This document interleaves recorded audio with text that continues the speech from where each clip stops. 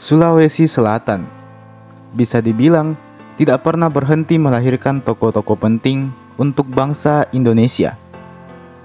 Ada banyak tokoh-tokoh hebat yang lahir di provinsi ini, dan di video kali ini kita akan membahas salah satunya. Tersebutlah nama Yusuf Kalla, sosok yang dikenal luas sebagai pengusaha sukses, politisi, hingga mantan wakil presiden Republik Indonesia sebanyak 2 kali. Di video kali ini, mari kita kupas lebih dalam lagi mengenai sosoknya dan juga rahasia di balik kesuksesannya. Tapi sebelum kita lanjut, jangan lupa untuk di-like dulu ini video dan di-subscribe juga ini channel, supaya bisa terus memberikan informasi dan hiburan kepada kita semua. Kalau sudah, langsung saja kita masuk ke pembahasannya.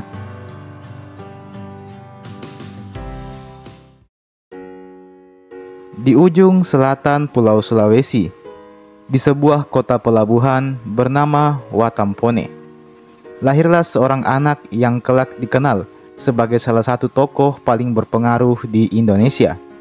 Namanya Muhammad Yusuf Kalla, atau yang lebih akrab disapa JK.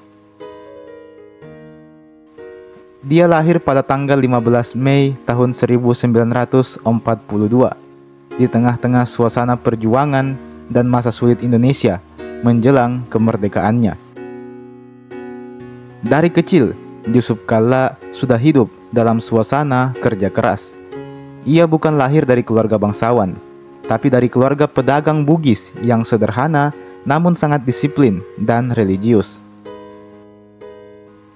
Ayahnya bernama Haji Kalla, seorang pengusaha kayu dan pemilik toko kecil. Sementara ibunya, Atira, dikenal sebagai perempuan tangguh yang juga seorang pedagang yang ulung. Kehidupan keluarga Kalla dipenuhi nilai-nilai kerja keras dan kejujuran. Sang ayah sering mengajarkan pada anak-anaknya bahwa rezeki tidak datang dari langit, tapi dari tangan orang yang mau bekerja keras. Dari ibunya, Yusuf Kalla belajar tentang ketekunan dan keikhlasan dalam berdagang. Sejak kecil, Yusuf Kalla terbiasa membantu orang tuanya di toko. Dia belajar bagaimana melayani pembeli, menata barang-barang, dan mencatat hasil penjualan. Saat anak-anak lain bermain di sore hari, Yusuf Kalla justru sibuk menimbang beras atau mencatat utang-utang pelanggan. Lingkungan keluarga yang disiplin ini membentuk watak Yusuf Kalla menjadi pekerja keras, hemat, dan berpikir realistis.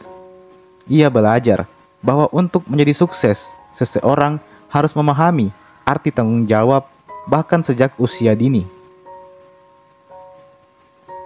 Pendidikan menjadi hal yang penting bagi keluarga Kalla. Meskipun hidup di daerah yang masih terbatas fasilitasnya, ayahnya bertekad agar anak-anaknya bisa bersekolah tinggi. Yusuf Kalla menempuh pendidikan dasarnya di Makassar, kemudian melanjutkan ke Universitas Hasanuddin dan mengambil jurusan ekonomi. Di kampus, Yusuf Kalla dikenal bukan hanya pintar, tapi juga aktif berorganisasi. Ia sering menjadi pemimpin diskusi dan selalu punya ide-ide praktis tentang ekonomi dan pembangunan. Teman-temannya melihat, sejak muda dia sudah memiliki jiwa seorang pemimpin. Setelah lulus kuliah, Yusuf Kalla sempat melanjutkan studinya ke luar negeri, tepatnya di European Institute of Business Administration di Prancis. Di sana ia belajar manajemen bisnis modern, hal yang nantinya akan menjadi kunci suksesnya di dunia usaha. Sekembalinya ke Makassar, Yusuf Kalla tak memilih menjadi seorang pegawai negeri atau politikus. Ia memilih jalan bisnis, melanjutkan usaha keluarga yang dirintis ayahnya, yaitu NP Haji Kalla. Perusahaan ini bergerak di bidang perdagangan, transportasi, dan konstruksi. Di tangan Yusuf Kalla, perusahaan kecil keluarganya mulai berkembang pesat. Ia membawa cara berpikir baru, mengelola bisnis dengan sistem modern, memperluas jaringan, dan berani mengambil risiko. Dari sinilah awal mula kekayaan keluarga Kalla semakin bertumbuh. Salah satu langkah besar Yusuf Kalla adalah menjadi agen resmi Toyota di Indonesia bagian timur. Ia melihat peluang besar di sektor otomotif yang saat itu masih jarang digarap. Dari situlah perusahaan Kalla Group menjadi salah satu pemain penting dalam industri kendaraan di Indonesia bagian timur. Tak hanya otomotif, Yusuf Kalla juga memperluas bisnisnya ke bidang properti, energi, transportasi laut, hingga jasa keuangan. Dia tidak pernah takut mencoba hal-hal baru, selama masih sesuai dengan nilai kerja keras dan kejujuran yang diwariskan oleh orang tuanya. Meskipun sukses dan kaya, Yusuf Kalla tetap dikenal sederhana. Dia tak pernah berlebihan dalam hidupnya. Baginya, kekayaan bukan untuk dibanggakan, melainkan untuk dimanfaatkan demi kemaslahatan banyak orang.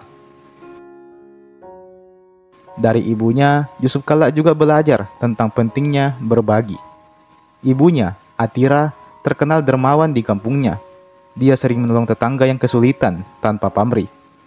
Sikap itu menular pada anaknya, Yusuf Kalla, yang kelak dikenal aktif dalam berbagai kegiatan sosial dan kemanusiaan.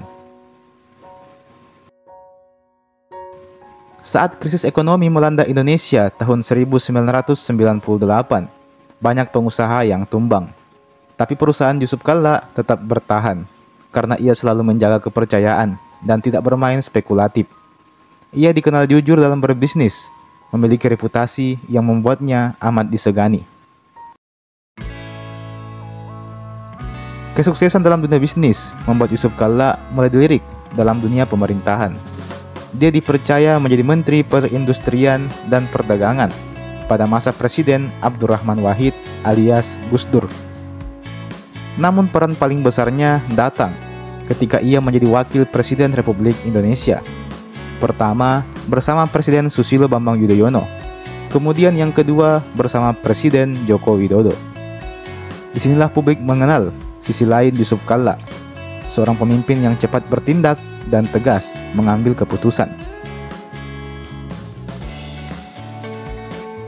Dalam dunia politik pun, Yusuf Kalla tetap membawa nilai-nilai bisnisnya, efisien, tepat waktu, dan hasil yang nyata. Dia dikenal sebagai tokoh yang mampu menyelesaikan konflik melalui dialog, seperti yang dilakukan dalam perdamaian Aceh tahun 2005. Bagi Yusuf Kalla, kesuksesan bukan semata karena harta atau jabatan, tapi karena manfaat yang bisa dia berikan. Dia sering berkata bahwa kekayaan hanyalah alat, bukan tujuan. Dia ingin kekayaannya bisa membuka lapangan kerja dan membantu banyak orang. Dari seorang anak toko di Makassar, Yusuf Kalla menjelma menjadi pengusaha besar, politisi nasional, dan tokoh perdamaian. Kisah hidupnya adalah cerminan bahwa kerja keras, kejujuran, dan doa orang tua mampu membawa seseorang ke puncak keberhasilan.